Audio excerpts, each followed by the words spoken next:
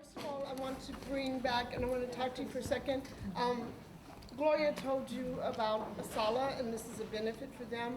So I'm going to ask if you're able, if you're so inclined, if you can. There's a donation basket at the front desk where you came in, where you entered. And if you can, please leave a donation. And I'm going to bring Gloria back to talk about ASALAH for a few minutes, and then we're going to have our talk back. Thank you so much.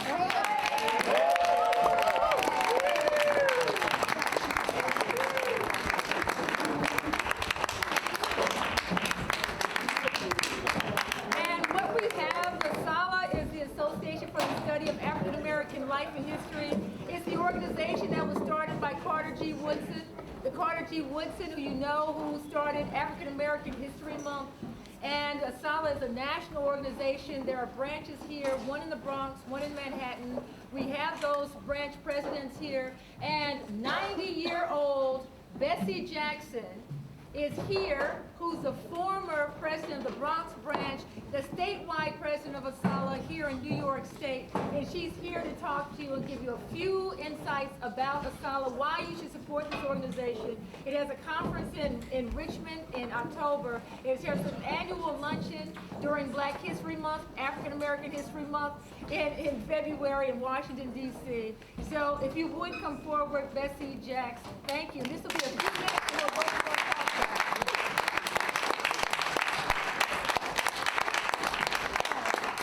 Thank you so much. I am just so glad I came. It was absolutely beautiful. Thank you. It was really something that I will just never be able to forget. It was just so well written, really well written and well performed. Yes. Yes. Yes. And the actors were, we can give another round of applause. And Kendrick had to leave, but Nick Denning will be here for the talk back, as will Jeffrey Thompson, the director. And so we want to make sure, and then of course, Larry Ramsey is the stage manager, just wonderful people who you'll hear from later on during the talk back. But right now, Thank you. Thank you. Well, I want to invite you to join the Association for the Study of African American Life and History. You see, these are the kind of things that we do. We try to understand ourselves better. We can only understand ourselves if we understand from where we came. That's what Dr. Carter G. Woodson wanted us to do. So that's what we're doing. And tonight, I have some applications with me, some application forms with me. If you want to join the association, I will be very glad to work with you tonight, okay? And of course, I'm sure you have a little bit of money that you would like to leave for the association, for the work we do, okay? We have our Bronx branch president right here, and our Manhattan branch president right beside her. Okay. We also have other members of the organization here. Would you all like to stand just so all the people can association see members, all and the I am standing association because members. I am Yes. vice president of the Manhattan branch of the That's association. right. Yes, thank you so much. There are people who want to know what we do, and we meet once a month. We are trying to learn. We are trying to get in a place where we can all live better in this world. So I just hope you will join us, or you will at least listen out for the programs we have from time to time, because we do have programs right here, okay? Thank you very much. Thank you. And please keep that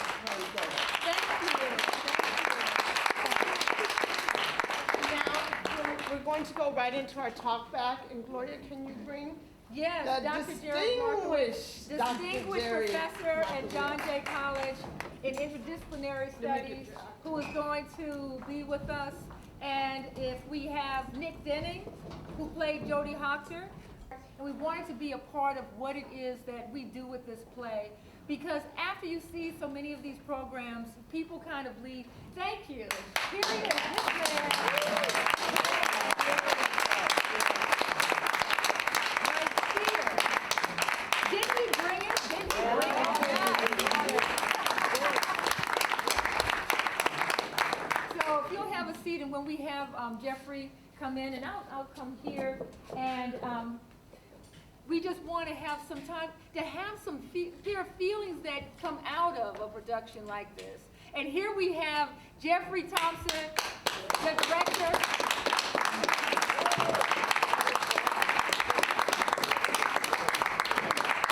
So, I mean, and we don't have to have therapy. That's not what this is about. But it is about, but it is about just getting an idea of things that, because I wrote this 2 years ago. So people ask, did I write it 6 weeks ago with everything that's going on? No, it was, and these characters just rose up and spoke to me. And I have to give a quick plug for my upcoming book that's coming out next week, The Voting Rights War. Yay! And just to be like, she's like, who is this woman? My name is Gloria Browne-Marshall, and this was my play. And, these characters forced me to force myself upon these other people. But it was something that moved me, and so I'm going to let Jerry go forward, and especially having, what it takes to I'm behind the scenes watching what it takes for these actors to actually bring these characters to life, and a character as complex as Jodie Hoctor, and you do such a great job, and I know it's so draining by the end of that. Yeah. But, yeah. And they also did it in 4 days. I just want you all to know that. Wow.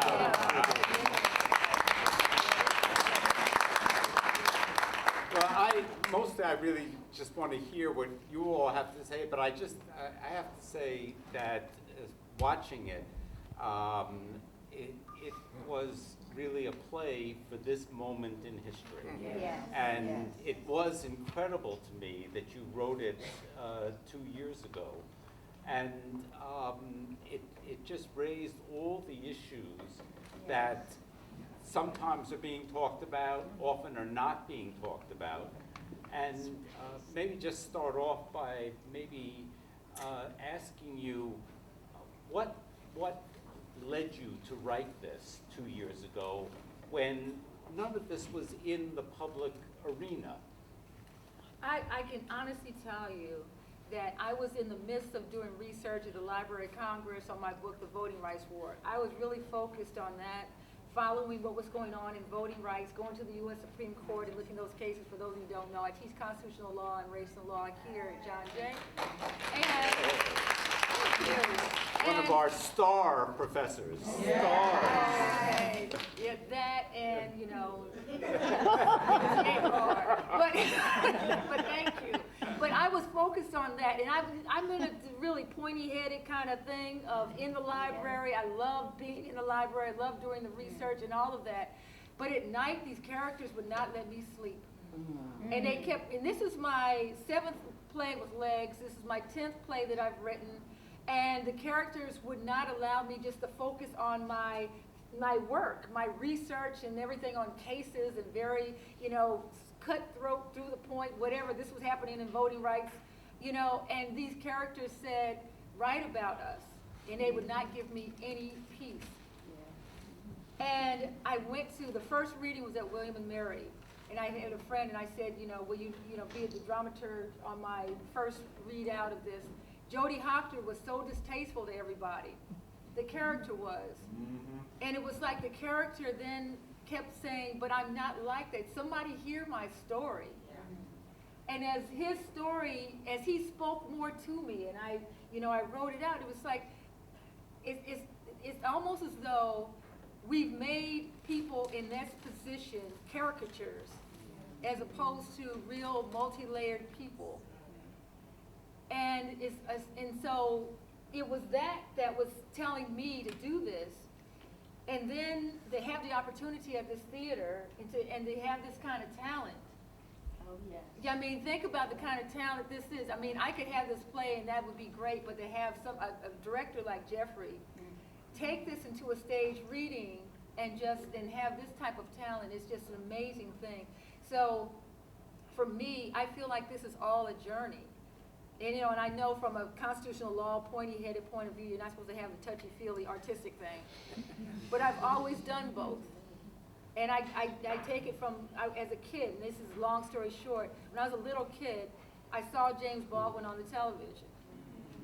And I said to myself then, I want to be him. And he was on some talk show. And then I saw, oh, you can write plays, and you can write books, and you can be a journalist, and you can be a civil rights activist. I want to do all those things. And it's only this time in my life that I'm able to come out of the closet and say I'm doing these things, because normally the people in theater don't know I do the law, the people in law don't know I do the theater, because people all want to put you in a little silo.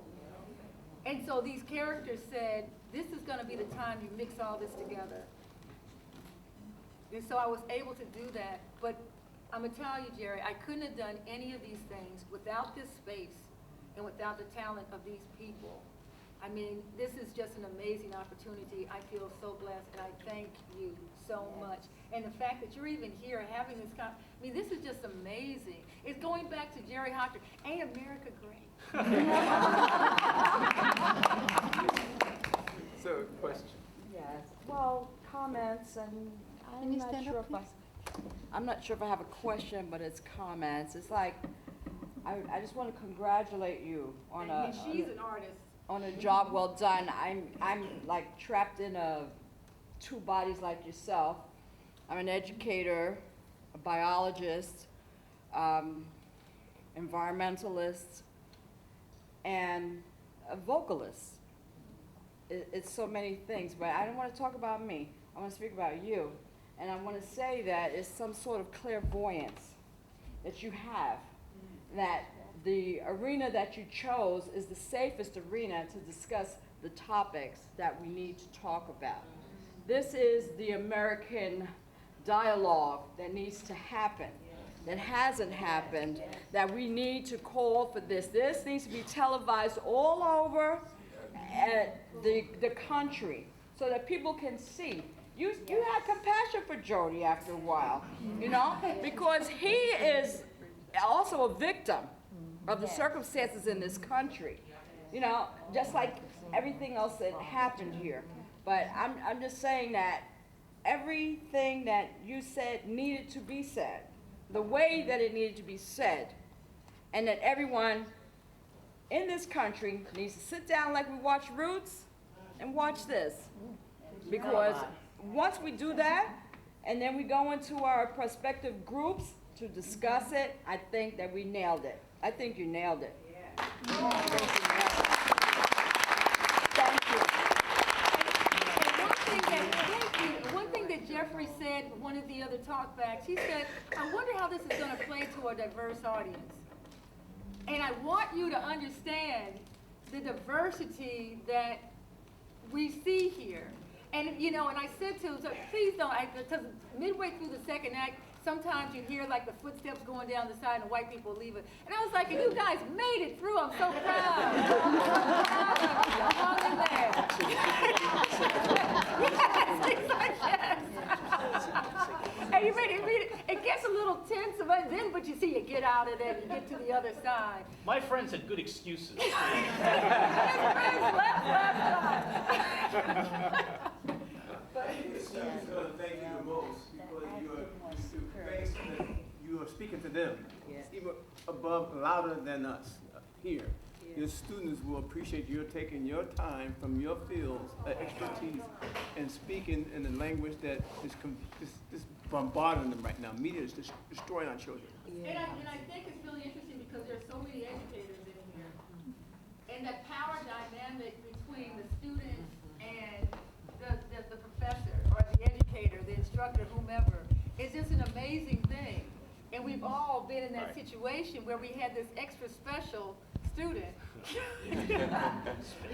But we also, Jeffrey comes from a family of educators. And so, yes, and so he mentions often, why don't you Well, again, just like I said, there's so many dynamics going on in this thing. So many different power plays that happen here. So many, as I call them, missed opportunities to connect.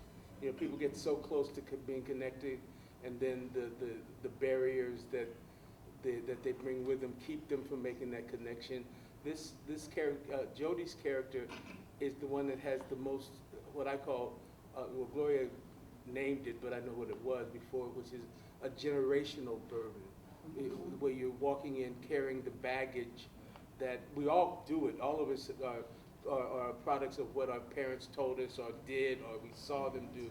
But this guy it's so heavy on his shoulder that, you know, every other word that comes out of his mouth is a mimic of a parroting of what his father said.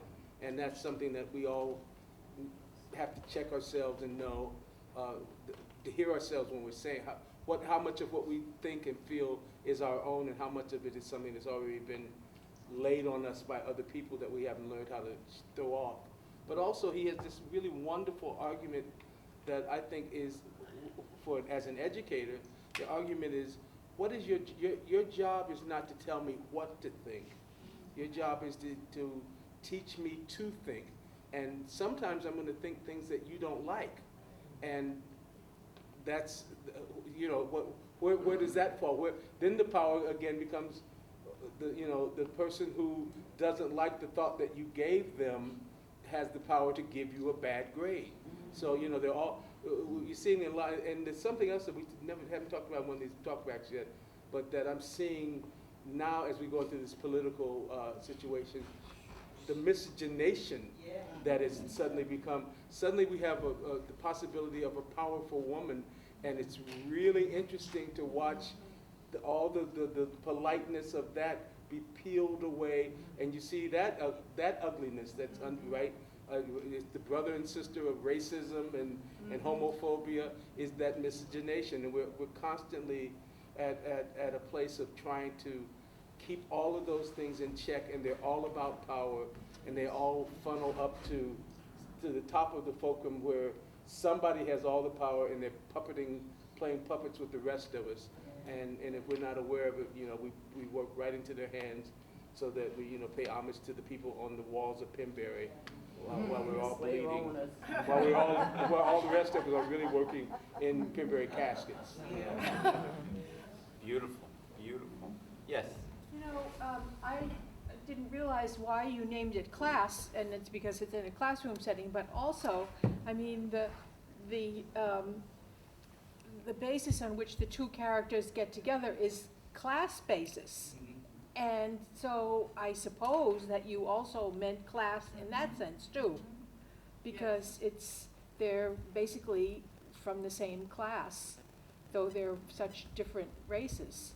And that's their commonality of experience coming from those classes sort of is one class, draws them together. Yeah, and what I like is like that is class-based. It was part of a class. It was a grade in a class, but it was also, I think, when the professor says, "I can't help it. Your family didn't climb higher." You know, so, and that's the other part of class. Is it the hierarchy? And in my one of my classes, I talked about the socio-racial hierarchy. That means that there's a pyramid, and certain people are always supposed to be above other people. And if they're not, then is the whole thing wrong? You know, and there's this idea that someone feels cheated, and you talk about that, and he's actually done work. We're talking about Brown v. Board of Education. Because, yes, you know, having done work around the psychologists who were talking about the doll test, or brought forward the evidence of the doll test, the Clarks. And Jerry's done work on it. You knew them, right? Well, I met Dr. Kenneth Clark, but his wife, Mamie Clark, who really initiated the doll test that was used in Brown v. Board, but never gets any credit for it. She passed away. She passed away before I had a chance to meet her. Yeah, but the idea of you've had these, and the Clarks were psychologists, PhD psychologists. So this idea of class is one in which history has depicted who's supposed to be in the upper classes, when, Howard University, Spelman College, all these colleges, they're African-American colleges, HBCUs you call them today, were started in the 1870s and the 1880s.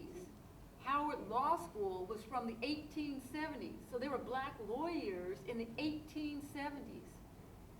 So the idea that you had this class of black people been around, African American, Betsy gets on me if I say black too often, the African Americans have been around all this time, and yet it's just sense that you're always supposed to be at the bottom no matter what your educational level is.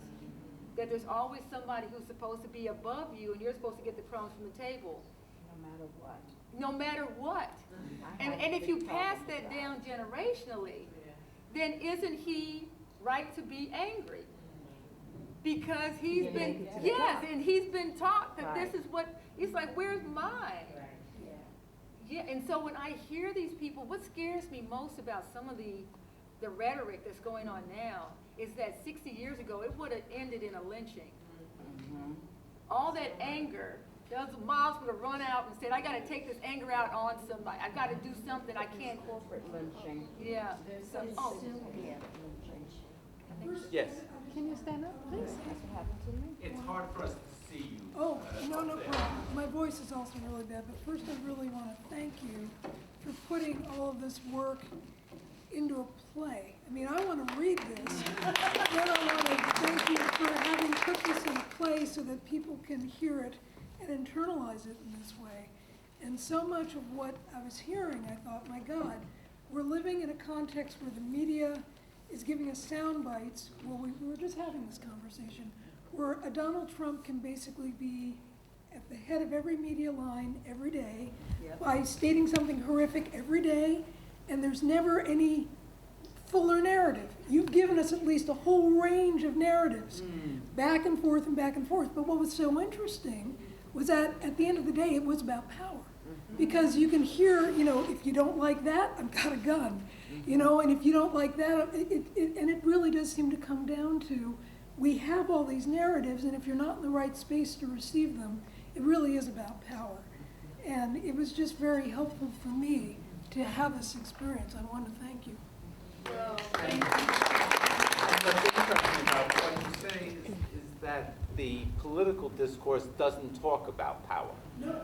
And that's what is beautiful about this play, is that it reaches us and forces us to both feel and think in very important ways. well, I thank you. And the other part that I really think that we don't really touch on when we talk about white and black, when he's referred to as a cousin who ate lead paint. We even have take all the people of color out. There's a hierarchy within the white community that nobody talks about.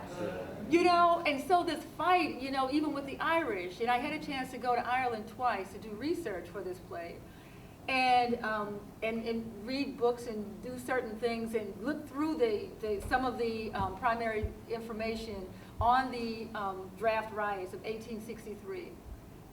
And we were talking about it before, and the fact that, that the Irish became so angry, but instead of looking up at these people at the top who did this to them, they looked out, to the people with whom they've been living next to all of these decades, and decided we're going to take our anger out because they could. Because they could. And so that's something we don't really talk about. Again, when you talk about that riot, he says something about justified anger. Well, what they were angry about is, again, it's about power and money. The rich people could buy their way out of the draft. The people who couldn't afford to buy their way out of the draft were the ones who had to go and fight. And what they were upset about is they said, we don't want to go do this, and we're doing it for you, so we're mad at you instead of being mad at the one who set it up so that his son never has to go. But it's always that the powerless are always set against each other. That's the only way you can keep power, because eventually, I'm calling on him. I'm saying his name Donald Trump. Donald Trump actually said, I love dumb people. He said that.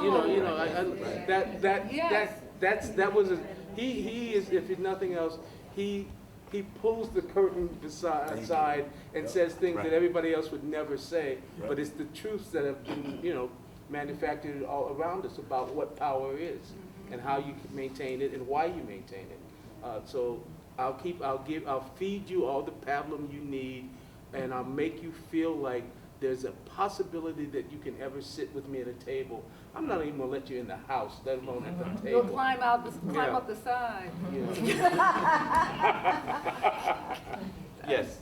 I just wanted to commend you on when the young lady mentioned before the title class, be it a play on words in a classroom as well as class, was also the artwork, which we can't forget, where it's black and white chess pieces on a chessboard, because the play itself was kind of a chess game.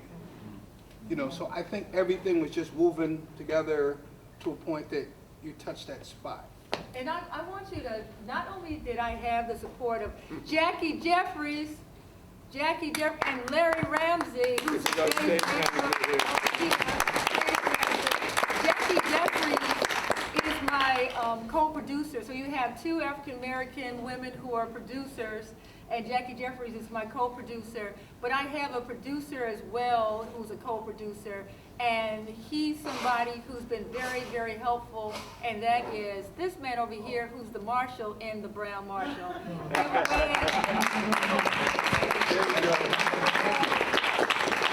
earn me a few points. Well, we have last question. Okay, so for Nick, right? First of all, I love the humor in that. Humor made it bearable, all the conflicts. But any thoughts about tapping into the power relations of race and gender, and at the same time being totally conflicted about it? Well, I think what made it, it could have been written as just one angry, horrible person, and it would have been very black and white, no pun intended, but very, it would be so one-sided that it just would have been, the play would have been about something else. It would have been just, there would have, what makes it more interesting, and what I tried to tap into, was his humanity, and that he is this guy who is sort of, has had this mentality and this worldview kind of beaten into him, literally, probably, and then he really wants, he craves knowledge, and this whole experience is a learning experience, and so finding the part in him that is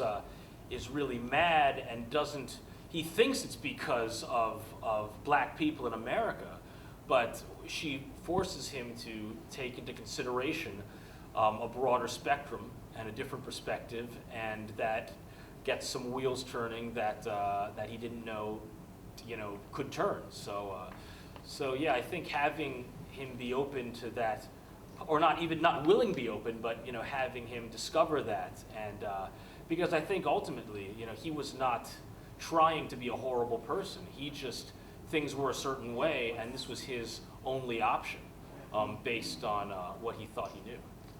And I want to ask this. How many of you think that he was given a poor grade that he did not deserve? Wait. Yeah. I'm going to answer from an educator's point of view. I'm going to answer, because I taught 30 years. Now there are a lot of educators in there here. are probably some more. I don't know if they have the 30 years. But she has, there's a bunch of us in here. But it could have been done a different way. I used to do it two ways. I used to say, well, is the grammar correct? I give you a grammar grade, and then I would give you another grade, about content. If it was well written and I did not agree with it, I would probably give it a lesser grade, but I'm not sure if that's what happened in this case, with this paper. Okay. I just have, my daughter ended up going to Catholic school, and I was really proud of the fact that she flunked religion every year she was in high school. But it reminds me of a paper that was assigned about abortion, and the question was, were there ever any circumstances under which an abortion would be acceptable? And she wrote that, yeah, if it was, she gave some circumstances under which she thought it was, you know, it was acceptable, and she got a D on the paper.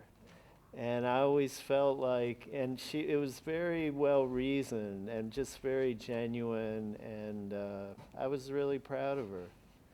So I just want to get a plug in. I go to the theater a fair amount. I'm a bit of an ingenue, but I want to say it's such a privilege to be here. And this is a really unique mixture and setting because we live in a commercial world, and I go to a lot of commercial theater.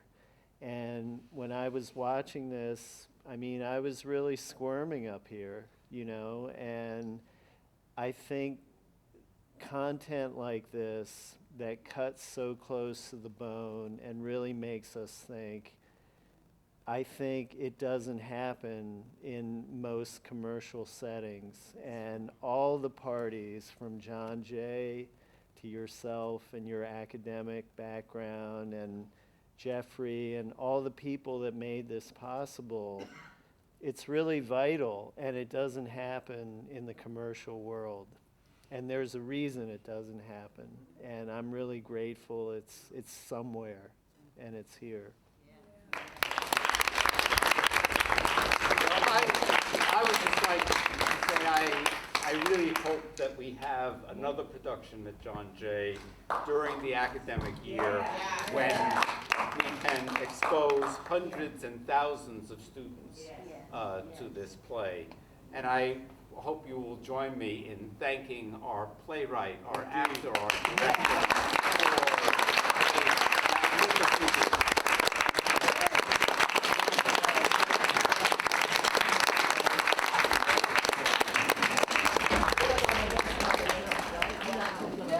This was supposed to be